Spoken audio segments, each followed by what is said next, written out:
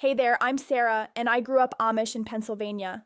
I left the community a few years ago, and ever since then, people have asked me what life was really like behind closed doors. A lot of people imagine the Amish world as peaceful, innocent, simple, almost like it's frozen in time in this beautiful, wholesome way. But there are parts of that life that people never see. And today I want to talk about one of the hardest parts of my life, my first night as a wife. I've gone back and forth on whether to share this, because even now, saying it out loud makes my chest tighten.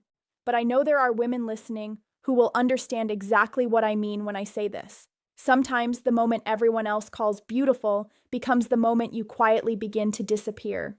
And that's what happened to me. When most people think about a wedding night, they imagine romance. Maybe nervousness, maybe awkwardness, but still tenderness, still warmth, still two people beginning something together. That is not what I remember. What I remember is fear, real fear. And the worst part is I didn't even know how to explain that fear back then because I had been raised in a world where girls were taught how to obey, how to stay pure, how to be modest, how to be quiet, but never taught how to understand their own bodies, their own emotions, or their own boundaries. So by the time I got married, I knew one thing very clearly, what was expected of me. But I knew almost nothing about what I actually needed. And that's a terrifying place for a young woman to be. The day of my wedding was long, exhausting, and overwhelming. Amish weddings are not private, romantic events the way outsiders imagine. They're community-centered. There are relatives everywhere, people everywhere, responsibilities everywhere. You're smiling, greeting, sitting, standing, listening, moving from one moment to the next. Everybody's watching, everybody's involved. And underneath all of it, there was this unspoken pressure hanging over me the entire day. Because everyone knew what that night meant. Nobody had to say it directly. In the world I came from, people rarely said the most important things out loud, but it was there in the silence, in the expectations, in the way a bride was suddenly no longer treated like a girl, but like someone who now had a duty. That word, duty, shaped so much of my life. And if you've ever grown up in a strict environment, especially as a girl, then you know how dangerous that can be. Because the moment something becomes your duty, people stop asking how you feel about it. They stop asking if you're scared. They stop asking if you're ready. And I was not ready, not emotionally, not mentally, and honestly, not even physically. I was so sheltered, so uninformed, and so disconnected from my own body that when that night came, I didn't feel like a wife stepping into love. I felt like a frightened girl being pushed into something I did not understand. That's the truth, and I hate how long it took me to admit that. Because for years, I told myself I was being dramatic. I told myself this is just what marriage was. I told myself maybe every new bride was this afraid and nobody talked about it. I tried to convince myself that the pain, the dread, the panic, that all of it was just part of becoming a woman. But no, looking back now, I can see how deeply wrong that was. I remember that first night feeling unbearably quiet. That kind of quiet where every little sound feels too loud, your breathing feels loud, your heartbeat feels loud, even your own thoughts feel loud. And inside that silence, I kept hoping, genuinely hoping, that somehow my husband would notice how terrified I was without me having to say it, because I didn't know how to say it. That's what people don't understand about girls raised the way I was. We were not raised to speak openly in moments like that. We were raised to endure them, to submit, to be good, to not create conflict, to not embarrass anyone, to not make it seem like there was something wrong. So even though everything in me felt tense and frightened, my mind was not asking, what do I want right now? My mind was asking, what am I supposed to do? And those are two completely different questions. I wish more women talked about that. I wish more women were allowed to say that sometimes what hurts you most is not just what happens in the moment. It's the way you've been trained your whole life to ignore your own fear while it's happening. That first night was painful for me. And I'm not saying that for shock value. I'm saying it because it's true. It was painful, confusing, and emotionally overwhelming. And what made it even worse was that a part of me kept feeling guilty for struggling. Imagine that.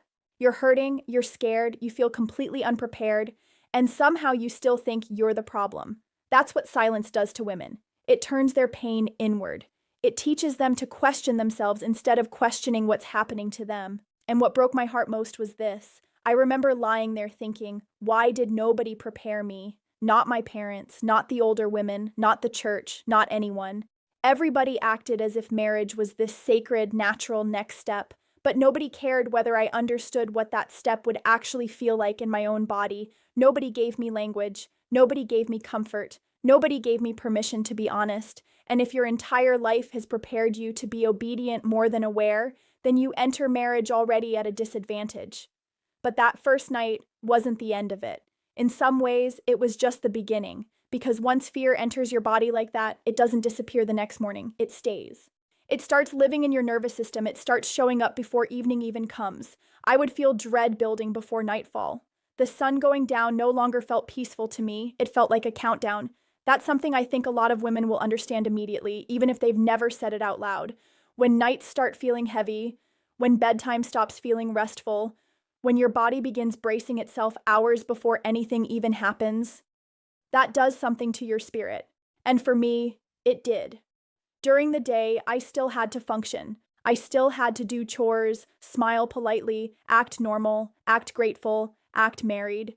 From the outside, everything probably looked exactly the way it was supposed to. That's what makes this kind of pain so invisible. A woman can be quietly breaking and still look perfectly fine to everybody around her, especially in communities where appearances matter.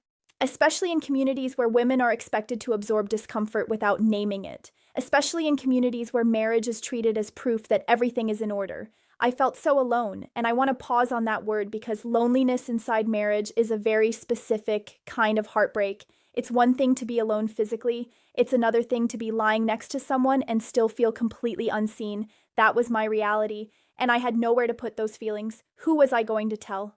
My parents, who believed in the same system. Older women who may have gone through similar things and simply accepted them.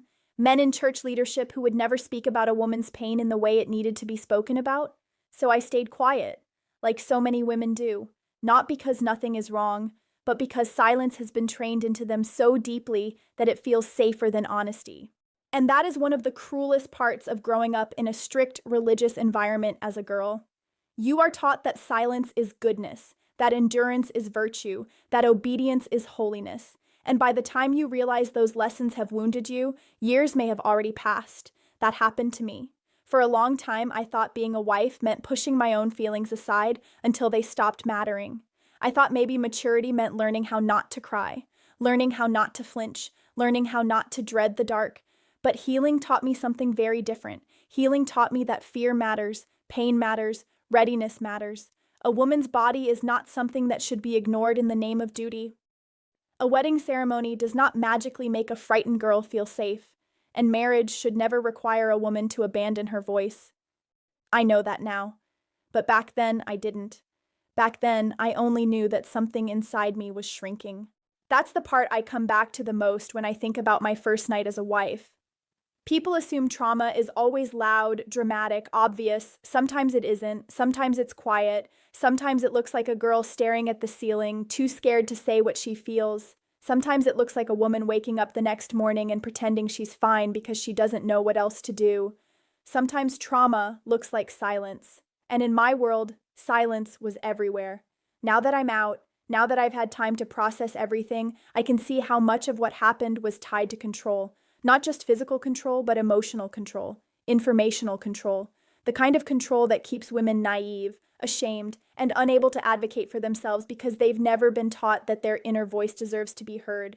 That is why I talk about these things now, not because it's easy, not because I enjoy reopening painful memories, but because I know there are women listening who were also taught to stay small, women who still blame themselves for things they were never prepared for, women who think their fear didn't count because nobody around them acknowledged it. Your fear counted. Mine did too. If I could go back and speak to the girl I was on that wedding day, I would tell her this.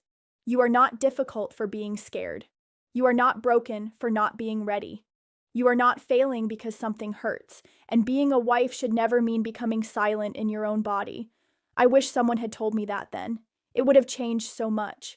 A lot of people romanticize Amish life. They see the quiet roads, the farms, the dresses, the traditions, the simplicity. And I understand why it looks appealing from the outside, but what people don't see are the private costs. They don't see what happens when girls are raised to obey before they are taught to understand themselves.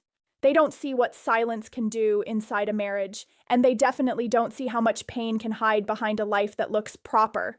This was one of the hardest truths of mine, and sharing it still hurts, but I would rather tell the truth than protect a fantasy. If you grew up in a strict religious environment or in any home where you were taught to ignore your own voice, then maybe you understand what I'm talking about. Leaving doesn't erase it overnight. It takes time to unlearn silence. It takes time to reconnect with your body, your emotions, your boundaries, your worth, but it can happen. I'm proof of that. Thank you for listening to me. If you want to hear more about what marriage, fear, and womanhood really looked like in the Amish world I came from, let me know in the comments. I'll see you next time.